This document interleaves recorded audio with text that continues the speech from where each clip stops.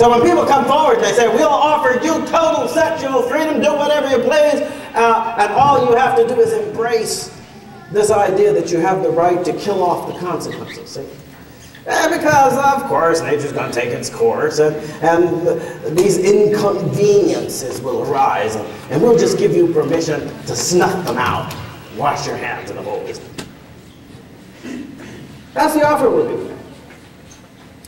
And I guess maybe when we're a little blinded, as we have been, to the reality of what we're doing, the notion that we are going to slay an invisible being, right? One that we don't see right now, who therefore has no immediate significance for us, in order to gain a pleasure of the moment that we can feel and touch and experience. Maybe it seems attractive. I don't know. Seems to be. But on the other hand, what if many of the things that we hold dear as a people are going to be destroyed if we accept this offer? And that at the end of the day, our sexual indulgence and licentiousness is not just being purchased at the price of that innocent life and the womb that we are willing to turn our backs on and ignore. Is actually being purchased at the expense of our allegiance to the most basic principles of our national identity. The ones that give us a sense of common life and decent community together. The ones that allow us, in spite of all our differences, to see in one another Americans, fellow citizens, people who we should work with and work for and compromise with if need be to preserve the good things of our common life. Destroy that, and for the sake of these little moments of pleasure, we're throwing away the very foundations of our nation. Is it worth it? But there's more. And I think the end result of all of this can be seen right now in the controversy that's taking place in your community.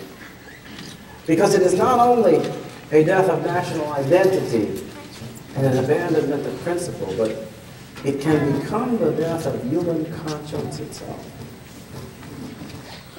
And what an offer that is. Because they've upped the ante. So instead of just a moment of pleasure in life, they shall hold out the bauble that promises that we shall be free from horrible diseases that afflict us. That we shall harness human knowledge and ingenuity and intelligence in order to unlock those secrets which will relieve the suffering of people who are subjected to diseases that are dreadful and that afflict human life. And all we have to do in order to reach for that golden apple that's out there of cures and health, all we have to do is give up our respect for life and throw away the principle that ascribes to each life not an instrumental, but an intrinsic worth, not determined by the usefulness for us or for our hopes and aspirations, but determined rather by the will of God, independent of us and of anything that we can desire or achieve by it. All we have to do is give that up. It again turns out to be the fundamental principle of our lives as a nation, but it goes beyond that. And you'll have to excuse me if I may be more mindful of this than some people might be, but I understand that once you have given up that principle, you start to look at human beings in a different way. Reminds me of some of those cartoons where Porky Pig would look over at Bugs Bunny and he'd see them all cooked up and set on the table. Remember those? Instead of, and what's he saying? I mean, he doesn't see him as that wonderful spirited jocular rabbit that we all know and love. He just sees him as a good dinner. Something to be used. And once it has been used, to be thrown away without regard for the intrinsic worth of that life which must be taken in order for the use to be achieved, of that respect for the wholeness and dignity of human life, which must be disregarded in order for this useful purpose to be served. There are many ways and many consequences of looking at human beings as commodities. One of those consequences I'm very familiar with. It's called slavery. It's the system that takes human beings and treats them as if they're just sort of commodities for labor and other sorts of things. You buy and sell people as if they were chattel on the auction. Do you think that the folks who are today presenting to us these specious arguments about all the good things that will come from fetal tissue research understand yet that the logic of what they offer is the logic of the slave auction? That the logic of what they offer is a logic which looks upon the human being not as an intrinsically worthwhile creature of God, but simply as a thing to be valued for what we can get out of it. A thing to be valued in terms of a kind of calculation we can make, a cost-benefit analysis. Well, there's a cost over here.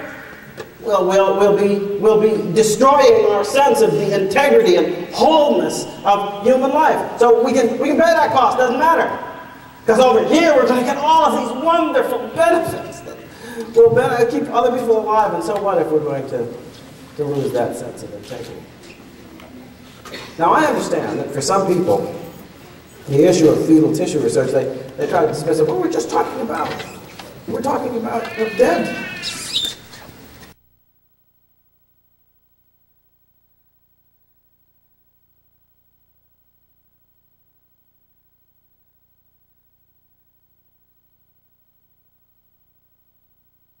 True, at least as far as I was concerned, that some of the most moving moments of my life came in the midst of those ceremonies when yes, it was just his lifeless body that was there, but the care we showed for it was a consequence of the respect we had for the meaning of his life. We weren't, in any sense, focusing on death, which I, in faith, believe to be, in any case, just a kind of illusion of our fallen condition.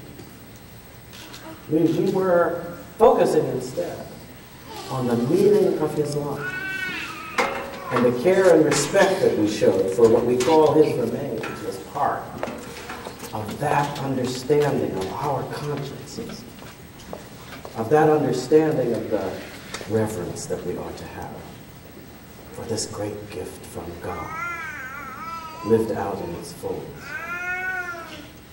But what happens if we don't have that anymore? I think myself as a Christian, that's why we are enjoined as one of our fundamental obligations to bury the dead, to show respect for that which was in our world the temple of God's breath, and that has been, therefore, touched in a way we cannot fully understand by the fullness of his power in the universe. You're going to tell me that all of that's no longer true just because what we're dealing with is the seed and not the corpse? Why is this? I would think that it makes no difference. And because it makes no difference, when we withdraw respect from the seed, we are withdrawing respect from the whole. We coarsen ourselves. We toughen our consciences. We deaden that reverence and sensitivity we ought to have toward one another. And in the process, therefore, of accepting this argument that offers us so much hope for the cures of the diseases of the body, we in fact inflict the greatest wounds on the moral heart and spirit, wounds that can be far more painful in the end and far more devastating than all the diseases of our flesh. It's a bad bargain. But sadly, that's the bad bargain that we've already started to live with in its consequences in our society.